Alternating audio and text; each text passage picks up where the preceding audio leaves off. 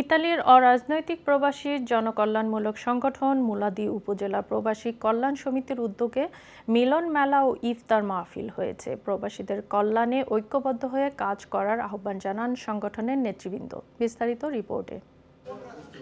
ইতালির রোমে প্রবাসী রোজাদারদের সম্মানে অরাজনৈতিক প্রবাসী জনকল্যাণমুখী সংগঠন মুলাদি উপজেলা প্রবাসী কল্যাণ সমিতির আয়োজনে ইফতার মাহফিল অনুষ্ঠিত হয়েছে। রোমের মক্কি মসজিদে অনুষ্ঠিত ইফতার মাহফিলে সংগঠনের সভাপতি নাসির উদ্দিন খানের সভাপতিত্বে ও সাধারণ সম্পাদক হাবিবুর রহমান বাদলের পরিচালনায় এবং সাংগঠনিক সম্পাদক শফিকুল শিকদারের আপ্যায়নে অসংখ্য প্রবাসী বাংলাদেশি উপস্থিত ছিলেন। এই সময় সংগঠনের পক্ষ থেকে সভাপতি ও সাধারণ সম্পাদক সকলকে ধন্যবাদ জানিয়ে প্রবাসীদের স্বার্থে জনকল্যাণমুখী কার্যক্রম করার আহ্বান করেন। পাশাপাশি সকলের সহযোগিতায় কমিউনিটিকে এগিয়ে নিয়ে যাওয়ার কথা বলেন।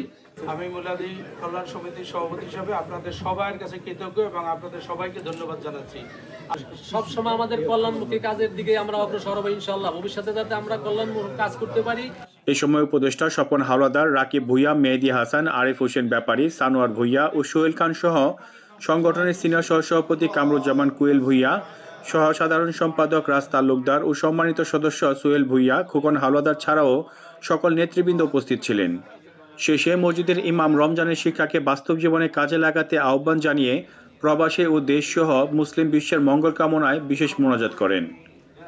Ion TV news, Rome, Italy.